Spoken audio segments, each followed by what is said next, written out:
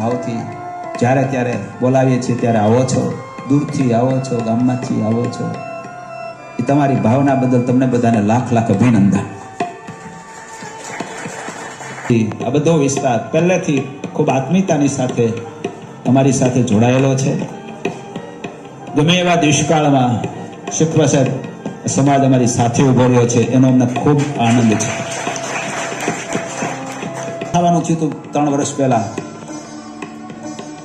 આપણે લડાઈ ખૂબ ટ્રાન્સફર થવું જ પડે એમ હતું એટલે ટ્રાન્સફર કર્યું આપણે, તો એ સમાજ એમને મડીખમ સાથે ઉભો રહ્યો. અમને એમ હતું કે હવે શું કરશું, પણ ખરેખર અમને એનો આનંદ થયો કે અમે આટલા વર્ષથી મહેનત કરી એ લેખે લાગે છે. સમાજ આપણને ભૂલો નથી.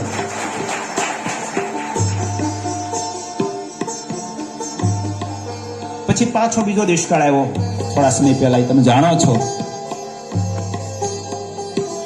પણ તમારી ભાવના હશે કઈ ખબર નહીં મને, આપણે તો ભગવાનના ભરોસે બધું કરીએ છીએ, પણ જે કાંઈ ચક્કર ચાલ્યું એ તમારી ભાવના હતી એટલે ચાલ્યું, અને છેલ્લે મૂળ ઓરિજિનલ જગ્યાએ અમારે આવવાનું છે.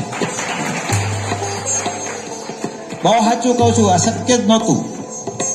અમે અહીંયા આવીએ, અહીંયા રહીએ એવી શક્યતા જ નહોતી, પણ આ બગસરા અને બગસરા વિસ્તારની ભાવના અમને ખેંચી લાવી છે.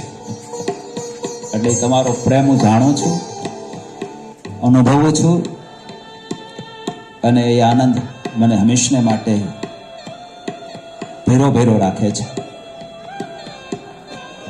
અને બગસરા વિસ્તારને એટલો ભાવ છે તો મને એમ ઘણી વખત થાય છે કે વર્ષોથી બગસરામાં છીએ. ઉત્સવ તો ખૂબ કર્યા, બગસરાની રજે રજ ઉત્સવથી આપણે ભરી દીધી છે. ગલીએ ગલીએ નાકે ઘેરે ઘેરે જઈ અને ઉત્સવ કર્યા છે. એમાં તો કઈ બાકી નથી રહ્યું. એટલા ઉત્સવ કર્યા, કેટલા કર્યા મનસુભાઈ, તમને યાદ નહીં ખબર છે?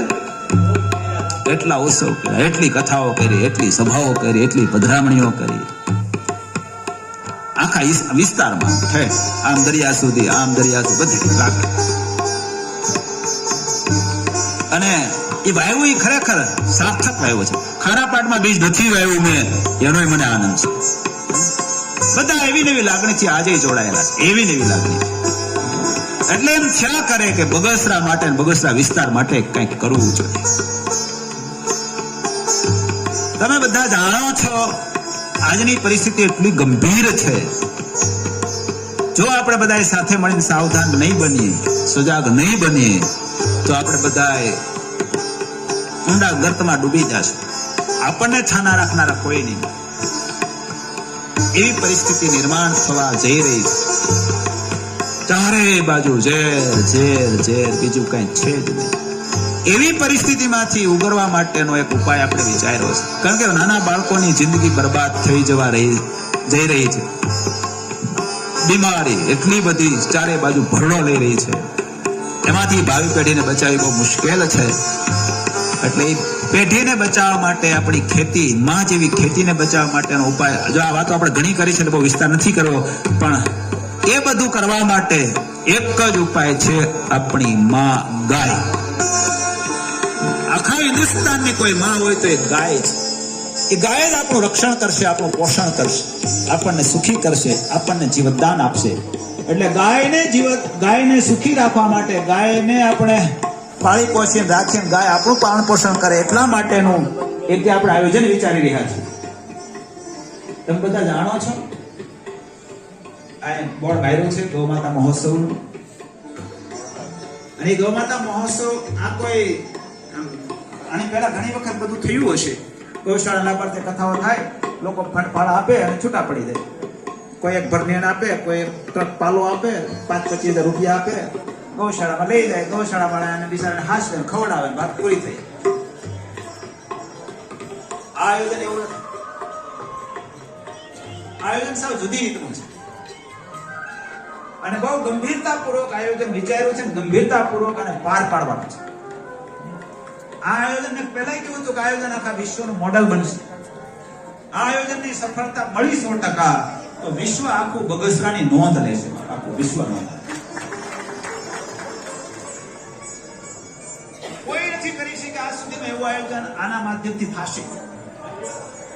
કારણ આ આયોજનથી ભાવિ પેઢી બચશે, સાથે સંસ્કૃતિ બચશે, વડીલોને વૃદ્ધોને માતા પિતાને સુખ મળશે, ખેતી નિરોગી બનશે, લોકો સમૃદ્ધ બનશે.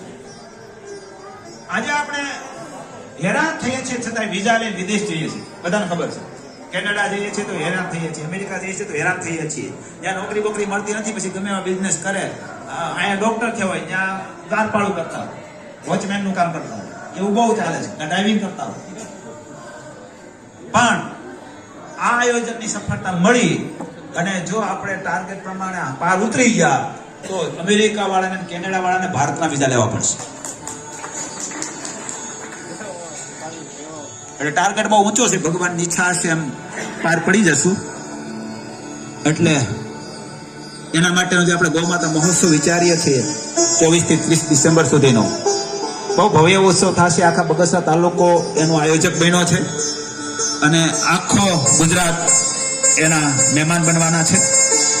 બધાએ એમાં લાભ લઈ અને પોતાનું કર્તવ્ય અદા કરવાનું છે. ગંભીરતાપૂર્વક પોતાની જાતને, કુટુંબને અને ગામને આમાં સામેલ કરવાના છે. ગાયનું દૂધ ઘી ખાતા હરેક બાળકો થાય, બગસરાના તમામ નાગરિકો થાય એવા ટાર્ગેટની સાથે આયોજન શરૂ કર્યું છે. ગમે તે જ્ઞાતિના ગમે તે લોકો હોય પણ ઘેરે ઘેરે ગાયનું દૂધ મળે એવો એક શુભ સંકલ્પ કર્યો છે. ઘેરે ઘેરે ગાય નથી રાખી શકવાના બધા, એટલે એના માટે ગૌ માતા હોસ્ટેલ બનાવવાની છે. પોતાની ગાય ત્યાં રાખે, દૂધ ત્યાંથી લઈ આવે સવાર સાંજ, ગાયના નિભાવનો ખર્ચો આપી દે, એવું આયોજન કરી અને ઘરે ઘરે ગાયના દૂધ ઘી ખાતા કરવા છે, જેથી કરીને કેન્સરની હોસ્પિટલ ખોલવી જ ન પડે. આપણે ઘણા લોકો એવું કહે છે કે સ્વામી બીજું કઈ કરવા કરતા હોસ્પિટલો બાંધે ને. મેં કીધું હોસ્પિટલો બાંધવા કરતા હોસ્પિટલોમાં ન જવું પડે એવું કઈક બાંધીએ તો. કોઈ એમ કહે છે કે સ્વામી બીજું કરવા કરતા વૃદ્ધાશ્રમ બાંધો ને. મેં કીધું વૃદ્ધાશ્રમ બાંધવા કરતા વૃદ્ધાશ્રમમાં મા બાપને જવું ન પડે એવું કઈક કરીએ તો. વૃદ્ધાશ્રમ બાંધવા એ મહાનતા છે કે વૃદ્ધાશ્રમમાં જવું ન પડે એવું કરવું એ મહાનતા છે? શું કહો તમે? હોસ્પિટલો બાંધવી એ મહાનતા છે કે હોસ્પિટલમાં જવું ન પડે એવું કરવું એ મહાનતા છે? હોસ્પિટલો ગમે એટલી બાંધશે, જો એનું મૂળ આપણે નહીં ખોદીએ, હોસ્પિટલમાં જવું પડે છે એનું મૂળ નહીં ખોદીએ, યાની બીમારીનું મૂળ કારણ શું છે એને કાઢીને ફેંકી નહીં દઈએ, ત્યાં સુધી હોસ્પિટલોથી કામ નહીં બને. હોસ્પિટલમાં શું કામ જવું પડે છે પેલા એ પકડો, એને કાઢી મૂકો. મને ખબર છે, મને સાંભળે છે, 30-35 વર્ષ પહેલા મેં ક્યાંય ડાયાબિટીસ કે કેન્સરનું નામ નહોતું સાંભળ્યું. અમે બહુ બધી ઘણી જગ્યાએ આખા દેશમાં ભણ્યા છે ચારે બાજુ, પણ મેં આવા ક્યાંય નામ નહોતા સાંભળ્યા. અને અત્યારે ઘેરે ઘેરે બધાને આવડો બાળક હોય કે મને ડાયાબિટીસ છે. એટલે તને ડાયાબિટીસ કેમ છો? ડાયાબિટીસ થવા જોવે ને. શું કામ આવું બધું છે? આજે ગરીબ વખત મને આવ્યો, મને કે અહીંયા સાથરામાં કેન્સર થયું છે. કોઈ દી બહારનું પાણી નથી પીતું, સાથરામાં કેન્સર થયું છે. શું કામ? 30 વર્ષના એક યુવાનને અમે મળવા ગયા હતા અમદાવાદ, એને કેન્સર આવ્યું. એને એના સસરાને ઘરે નથી ખાધું કોઈ દી. આવા પાકા હરિભગત, તો એ કેન્સર થયું છે. શું કામ? આ બધી પરિસ્થિતિ ચાલે. આપણા ઘરમાં જયારે આ પ્રસંગ બને ત્યારે આપણે ગંભીરતા સમજાય, બાજુના ઘરે હોય ત્યાં સુધી બહુ ગંભીરતા ન સમજાય. પણ યાદ રાખજો, આપણે સજાગ નહીં થઈએ તો 5 વર્ષમાં એકય ઘર બાકી નહીં રહે.